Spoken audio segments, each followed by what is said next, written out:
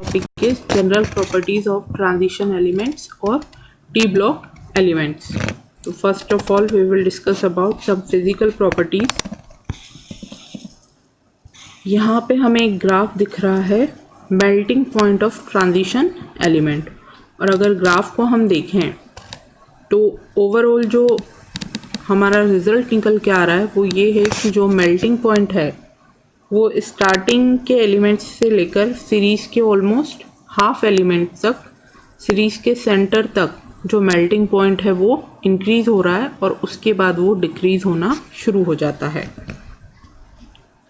तो इसका रीज़न अगर हम देखें तो रीज़न हमें मिलेगा इलेक्ट्रॉनिक कॉन्फ़िगरेशन से।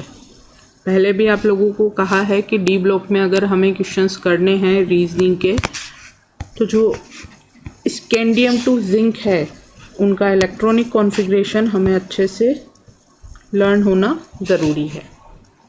अगर इलेक्ट्रॉनिक कॉन्फ़िगरेशन हम देखें तो हमें पता है ऑर्गन 4s2 20 इलेक्ट्रॉन वहाँ तक फिल्ड हैं, ऑर्गन एंड 4s2। उसके बाद 3D में हम इलेक्ट्रॉन फील करना शुरू करते हैं स्कैंडियम के एटॉमिक नंबर 21 से। 3D में हमने एक इलेक्ट्रॉन फील किया, इसी तरह से हम मैग्नीज तक आएंगे 3D5। मतलब क्या हो रहा है, जो नंबर ऑफ अनपेयर्ड इलेक्ट्रॉन्स है वो इंक्रीज़ हो रहा है। स्कैंडियम में अनपेयर्ड इलेक्ट्रॉन कितना है, 1, टाइटेनियम में 2, वेनेडियम में 3। इस तरह से जो नंबर ऑफ अनपेयर्ड इलेक्ट्रॉन्स है वो इंक्रीज़ हो रहे हैं।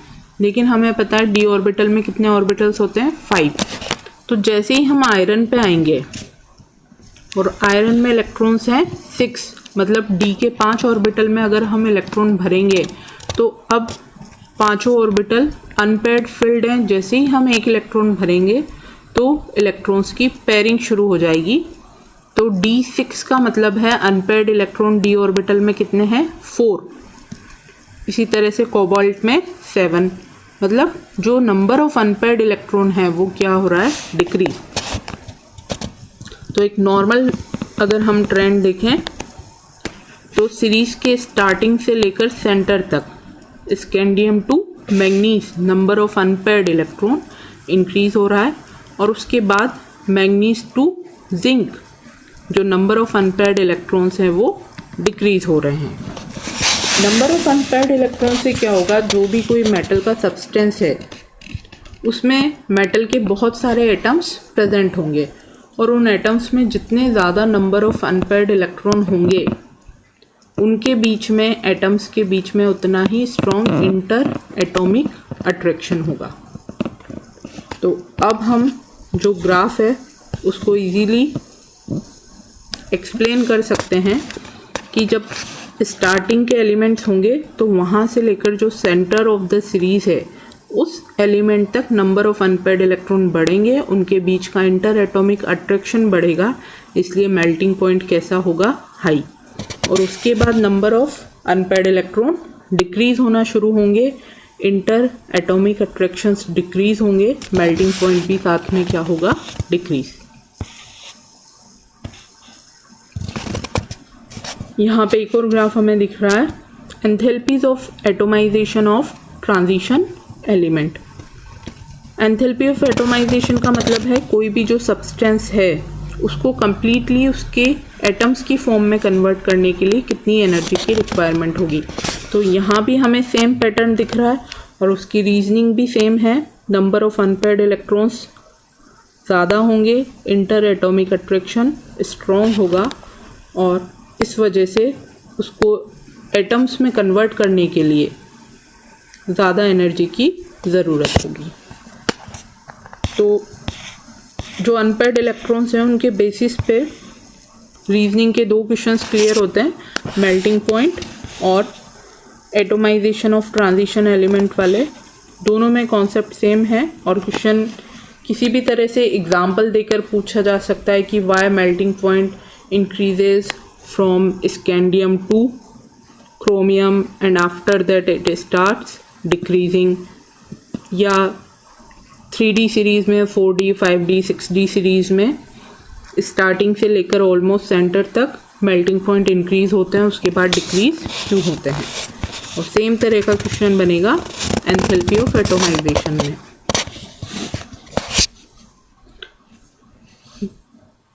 एटॉमिक साइज की अगर हम बात करें तो हमें पता है एक पीरियड में जाने पर साइज डिक्रीज होती है और ग्रुप में साइज इंक्रीज होती है। तो यहाँ पे अगर हम देखें ग्राफ में 3 सीरीज़ लिखी हुई है, डी ब्लॉक में एक और भी सीरीज़ है, वो भी इसके बाद नहीं लिखी हुई है लेकिन वो अंडरस्टूड है। इसके बाद एक और सीरीज़ डी ब्लॉक की यहाँ पे मेंशन है। तो चारों सीरीज़ में ऑलमोस्ट एक जैसा ट्रेंड फॉलो होगा।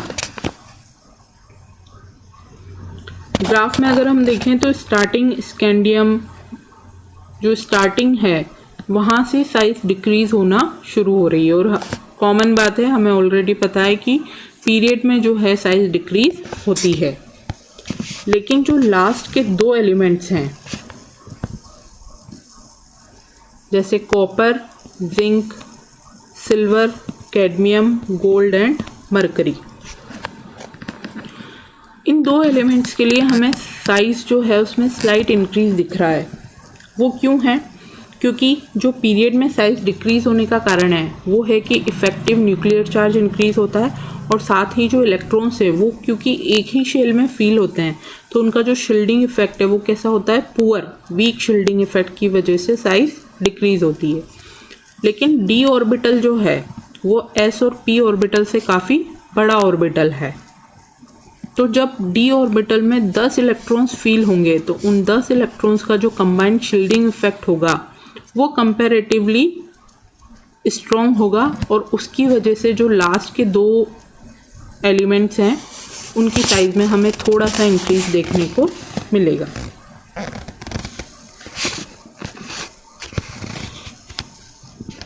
तो साइज में पीरियड में जो ट्रेंड होता है वो कॉमन है, बस लास्ट के 2 एलिमेंट्स में साइज थोड़ा सा इंक्रीज हो रही है। रीजनिंग के 2 क्वेश्चंस यहाँ पे हैं एंड दोनों क्वेश्चंस इम्पॉर्टेंट है। Why the transition elements exhibit higher enthalpies of atomisation, इसको हम ऑलरेडी डिस्कस कर चुके हैं। अनपेयर्ड इलेक्ट्रॉन्स की वजह से स्ट्रॉन्ग इंटर एटॉमिक इंटरेक्शंस होंगे जिसकी वजह से जो एंथैल्पी एटोमाइजेशन की उसकी वैल्यू इंक्रीज हो जाएगी। Enthalpy of atomization of zinc is lowest, तो ये भी रीज़न क्लियर है। जिंक का जो डी ऑर्बिटल है या एस ऑर्बिटल है दोनों ही कंप्लीटली फिल्ड हैं, अनपेयर्ड इलेक्ट्रॉन एक भी नहीं है। तो 0 अनपेयर्ड इलेक्ट्रॉन्स की वजह से इंटर एटॉमिक जो अट्रैक्शंस है वो वीक होंगे और इसीलिए एंथैल्पी की वैल्यू कम हो जाएगी। आयोनाइजेशन एंथैल्पी की अगर हम बात करें, हमें पता है साइज़ के अकॉर्डिंग अगर हम बात करें तो जैसे साइज़ डिक्रीज़ होगी तो आयोनाइजेशन एंथैल्पी की वैल्यू इंक्रीज़ होगी और साइज़ इंक्रीज़ होगी तो आयोनाइजेशन एंथैल्पी की वैल्यू डिक्रीज़ होगी। वो एक कॉमन कॉन्सेप्ट है, लेकिन डी ब्लॉक में यहाँ से आयोनाइजेशन एंथैल्पी से इम्पॉर्टेंट रीजनिंग के क्वेश्चंस बनते हैं और वो कैसे बनते हैं, आयंस के कंपैरिजन को लेकर। कैसे?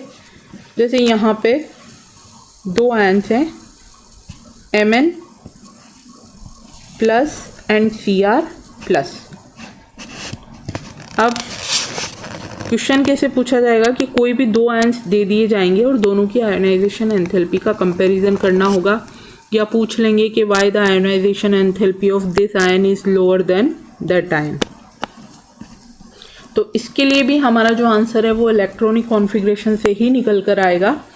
हमें सिर्फ इतना सा देखना है, इलेक्ट्रॉनिक कॉन्फ़िगरेशन हमें लिखना आना चाहिए और फिर हमें देखना है stability of half filled and full field orbital, बस सिर्फ यही है। Mn प्लस की अगर हम बात करें तो मैंगनीज का एटॉमिक नंबर है 25 है, मतलब ऑर्गन 4s2 पूरे डी ऑर्बिटल में कॉमन है। ऑर्गन 4s2 के बाद 5 इलेक्ट्रॉन्स किस में गए हैं, D5 में। तो मैंगनीज का इलेक्ट्रॉनिक कॉन्फ़िगरेशन होगा 3d5 4s2। प्लस का मतलब है एक इलेक्ट्रॉन जो है वो हमें क्या करना है, बाहर निकालना है। इसलिए जो 4s2 है जो लास्ट ऑर्बिटल होता है, लास्ट शेल होता है, उसी में से इलेक्ट्रॉन निकलता है। तो 4s2 में से एक इलेक्ट्रॉन निकलेगा, तो Mn+ जो आयन है उसका इलेक्ट्रॉनिक कॉन्फ़िगरेशन होगा 3d5 4s1। क्रोमियम प्लस की अगर हम बात करें तो हमें पता है क्रोमियम का इलेक्ट्रॉनिक कॉन्फ़िगरेशन है d5 3d5 and 4s1 plus, मतलब 4s का एक इलेक्ट्रॉन निकल जाएगा, तो क्रोमियम प्लस का इलेक्ट्रॉनिक कॉन्फ़िगरेशन बनेगा d5। अब इनकी आयोनाइजेशन एंथैल्पी कंपेयर करने में कोई बड़ी बात नहीं है, हमें सिंपली दिख रहा है कि अगर क्रोमियम में से हम एक भी इलेक्ट्रॉन और निकालते हैं क्रोमियम प्लस में से, तो d4 होगा, जो कि हाफ फिल्ड d5 स्टेबल जितना नहीं होगा। तो d5 ज़्यादा स्टेबल है, इसलिए क्रोमियम प्लस में से इलेक्ट्रॉन निकालना मुश्किल होगा। Mn+ में भी इलेक्ट्रॉन 4s1 हाफ फिल्ड से ही निकल रहा है, लेकिन फिर भी 3d5 जो हाफ फिल्ड ऑर्बिटल है वो बचेगा, जिसकी वजह से स्टेबिलिटी मेंटेन हो सकती है। तो दोनों का अगर हम कंपैरिजन करें तो किस में से इलेक्ट्रॉन निकालना ज़्यादा मुश्किल है? क्रोमियम प्लस में से। इसका मतलब आयोनाइजेशन एंथैल्पी किसकी हाई होगी? क्रोमियम प्लस की। तो यहाँ लिखा हुआ है ionisation enthalpy of Mn+ is lower than chromium plus. तो क्लियर है कि अगर हमें इलेक्ट्रॉनिक कॉन्फ़िगरेशन का आइडिया है, हम इलेक्ट्रॉनिक कॉन्फ़िगरेशन निकाल सकते हैं। तो उसके बाद जो कॉन्सेप्ट है वो सिंपली हमें देखना है कि हाफ फिल्ड और फुल फिल्ड ऑर्बिटल वाला, बस यही कॉन्सेप्ट यहाँ पे अप्लाई होगा। और भी एग्जांपल्स यहाँ पे दिए हुए हैं, आयरन 2+ और Mn2+ का एग्जांपल है। तो आयरन हमें पता है, आयरन का एटॉमिक नंबर है 26, तो इसका जो कॉन्फ़िगरेशन है वो हो जाएगा 3d6 4s2 और 2+ 2 इलेक्ट्रॉन्स निकलेंगे तो बचेगा 3d6। इसी तरह से Mn2+ 25 हमें पता है, इसके लिए हो जाएगा 3d5 4s में से 2 इलेक्ट्रॉन बच जाएंगे।